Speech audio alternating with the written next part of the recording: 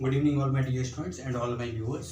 ठीक है, तो हम लोग पेयर ऑफ स्ट्रेट लाइन देख रहे थे। तो पेयर ऑफ स्ट्रेट लाइंस को देखते हैं कि रिजॉल्व कैसे करते हैं। ठीक है, और उसके बीच का हम लोग एंगल फाइंड करते हैं। कल हम लोग देखे थे, एक बार रिकॉल कर लेते हैं कि हम बोले थे कि 2 डिग्री कर्व, ठीक है, 2 degree equation A x square plus 2hxy plus by square और प्लस 2gx और प्लस 2fy और प्लस c इक्वल टू 0। ठीक है, ये किसको क्या बोलते हैं? 2 डिग्री इक्वेशन बोलते हैं। ठीक है, यही इक्वेशन कभी पेयर ऑफ लाइंस होगा, कभी आपका कर्व होगा। ठीक है, कर्व मतलब कोनिक होगा। ठीक है, तो ये पेयर ऑफ लाइंस पे हम बात करेंगे। तो डेल्टा अगर 0 हो गया, ठीक है, डेल्टा क्या था आपका?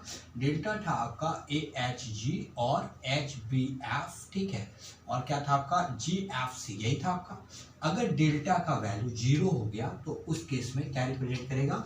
पेयर ऑफ लाइंस को रिप्रेजेंट करेगा। ठीक है, क्या रिप्रेजेंट करेगा? पेयर ऑफ लाइंस को रिप्रेजेंट करेगा। अगर हम बात करें कि ये लाइंस किस पॉइंट, ये दो लाइंस किस पॉइंट पे इंटरसेक्ट करता होगा, ये हमको निकालना है। ठीक है, कहाँ पे ये लाइन इंटरसेक्ट कर रहा है। ठीक है, और ये हाइपोथेटिकल कंसेप्ट है। क्या कीजिए, इसको ध्यान दीजिएगा, इसको कीजिए आप एफ ऑफ एक्स वाई का फंक्शन मान लेते हैं। ठीक है, एफ ऑफ एक्स, इसका क्रॉसपॉन्डिंग एक्सप्रेशन लिख लेते हैं। वो क्या होगा आपका? ए एक्स स्क्वायर प्लस 2hxy और प्लस by स्क्वायर और प्लस 2gx और प्लस 2fy प्लस c, यही होगा। इसको यही होगा आपका। अब इसको आप क्या कीजिए? पार्शियली डिफरेंशिएट कीजिए D f by D x, tacking y is a constant, y को क्या मान लीजिए? कांस्टेंट, और इसको किसके बराबर कीजिए? 0 के बराबर। ठीक है, ठीक उसी तरह से d f by d y कीजिए आप। ठीक है, taking x is a constant. ठीक है, कांस्टेंट मानते हुए डिफरेंशिएट करेंगे। यहाँ से जो इक्वेशन क्रिएट होगा 1 और 2 से, ठीक है, जो भी इक्वेशन लीनियर इक्वेशन बनेगा, तो अगर इस दो लीनियर इक्वेशन को अगर हम सॉल्व करेंगे तो हमको पेयर ऑफ लाइंस के केस में क्या मिल जाएगा? पॉइंट ऑफ इंटरसेक्शन मिल जाएगा।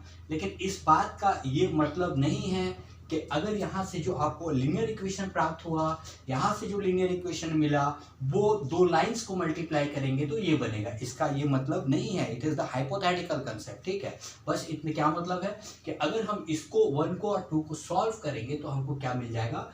पॉइंट ऑफ इंटरसेक्शन मिल जाएगा पेयर ऑफ लाइंस के केस में। और कोनिक के केस में क्या मिलेगा हमको? कोनिक का सेंटर मिलेगा। ठीक है, अगर एलिप्स है तो एलिप्स का सेंटर मिलेगा, हाइपरबोला है तो हाइपरबोला का सेंटर मिलेगा। पैराबोला के केस में जो होता है वर्टेक्स दे देता है, क्योंकि पैराबोला का सेंटर नहीं होता है आपका।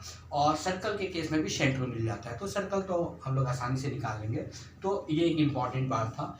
इसके बाद अगर आप, ठीक है, ध्यान दीजिएगा, अगर आप रिजॉल्व करना चाहते हैं, ठीक है, दो इक्वेशन, इसके बाद हम लोग ये भी पढ़े थे, थोड़ा सा रिकॉल कर लेते हैं कि होमोजेन, ठीक है, होमोजेनियस इक्वेशन क्या है? एक्स जैसे एक्स स्क्वायर प्लस 2xy और प्लस वाई स्क्वायर। ठीक है, अगर थ्रू आउट द इक्वेशन, ठीक है, वेरिएबल का पावर सेम है, जैसे यहाँ वेरिएबल का पावर कितना है? 2 है, यहाँ वेरिएबल का पावर कितना है? 2 है, यहाँ भी वेरिएबल का पावर कितना है? 2 है। अगर through out the equation variable का पावर सेम है तो ये क्या रिप्रेजेंट करेगा? ये होमोजेनियस इक्वेशन है। और होमोजेनियस इक्वेशन का मतलब है कि अगर ये 2 डिग्री का होमोजेनियस इक्वेशन है तो दो लाइन को रिप्रेजेंट करेगा।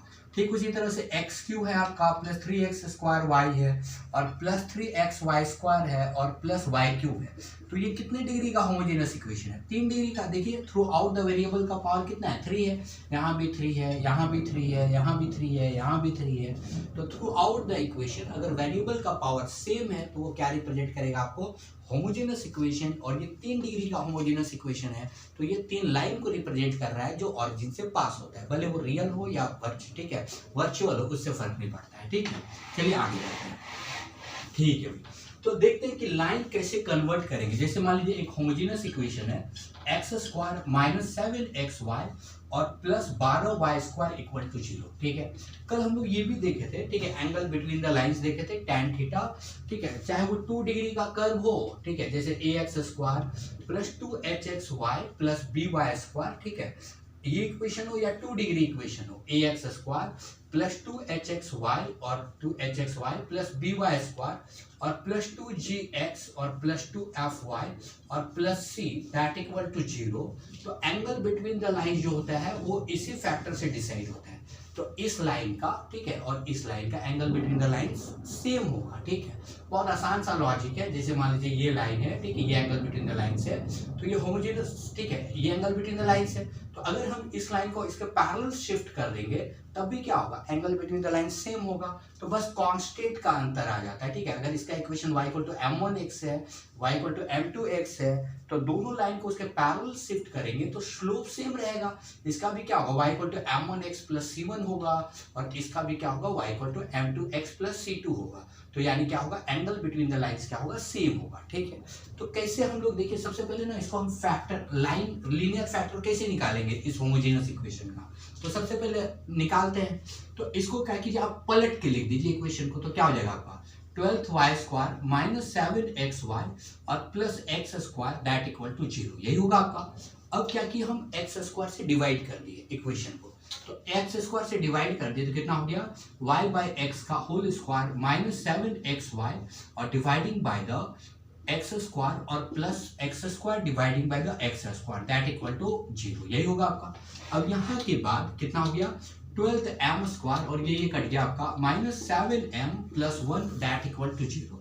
तो कितना हो गया, 12m² और -4m और -3m और +1 इक्वल टू 0। यहाँ से कितना कॉमन आ गया, 4m और 3m - 1 और -1 3m - 1, ठीक है, दैट इक्वल टू 0।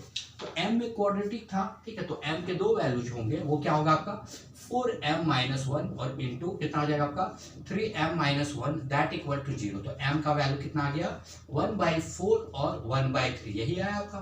तो इक्वेशन ऑफ लाइन क्या आ जाएगा, इसको अगर रिजॉल्व किए, डायरेक्ट आप यहाँ भी रिजॉल्व कर सकते थे, लेकिन ये आइडिया काम देता है, ठीक है, बहुत सारे जगह में डेरिवेशन में काम देता है। तो आप क्या कीजिए, m में कन्वर्ट कर लीजिए, ठीक है, इससे क्या होता है, आसान हो जाता है। तो y = पहला लाइन कितना आ गया, y = जो भी लाइन ऑरिजिन से पास होता है उसका इक्वेशन क्या होता है, y = mx टाइप का होता है। जो भी लाइन ऑरिजिन से पास करता है उसका इक्वेशन क्या होता है आपका, y = mx टाइप का होता है। तो y = क्या हो गया आपका 1/4 और इंटू x और y = 1/3 इंटू x, यही होगा आपका, ठीक है, यही होगा, ठीक है। ये दो लाइनों में हम लोग क्या किए, रिजॉल्व कर दिए।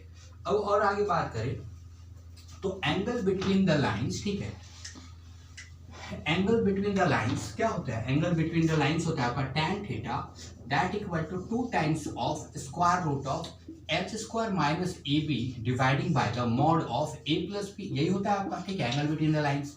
तो h, अब इससे इसको कंपेयर कीजिए, किससे, ax² + 2hxy और +by², ठीक है, दैट इक्वल टू 0, इससे कंपेयर कीजिए। तो a का वैल्यू कितना हो गया, a का वैल्यू हो गया 1 और 2h कितना आ गया, 2h आ गया आपका -7, तो h कितना आ गया आपका -7/2, यही होगा आपका। और b कितना हो गया, b हो गया आपका 12, यही होगा आपका। तो tan थीटा कितना हो जाएगा, tan theta that equal to 2 times of h² कितना हो गया आपका, h आ गया -7/2, तो -7/2 का होल स्क्वायर और -a कितना आपका a1 है, तो 1 इंटू b कितना हो गया 12, b कितना हो गया आपका b12, ठीक है। तो ठीक है भाई, तो tan theta h² minus a into b, ठीक है, तो ठीक है। तो यहाँ से कितना हो गया a + b, तो a कितना आ गया आपका 1 और b कितना हो गया, b हो गया 12, ठीक है, ये मॉड हो गया। तो यहाँ से that equal to tan theta that equal to कितना हो गया आपका 2 times of square root of 49/4 और -12 डिवाइडिंग बाय द 13, यही होगा आपका। तो tan theta that equal to 2 times of 49 - 48 और डिवाइडिंग बाय द 4 और डिवाइडिंग बाय द 13, यही होगा आपका। तो tan थीटा कितना हो गया आपका, tan theta that equal to ये कितना हो जाएगा 2 और 1/4 कितना हो जाएगा 1/2 और बाय 13, यही हो जाएगा। तो ये कट गया। तो एंगल बिटवीन द लाइंस कितना आ गया, that is the acute angle, यहाँ लिखते हैं हम। तो tan थीटा आ गया आपका, देखिए tan थीटा इक्वल टू 1/13, ये आ गया आपका। तो थीटा कितना आ गया आपका tan इनवर्स ऑफ 1/13, ये आपका हो गया, ठीक है, ये हो गया, ठीक है, ये एंगल बिटवीन द लाइंस हो गया, ठीक है। चलिए आगे बढ़ते हैं, ठीक है, कितना टाइम हुआ, 9:07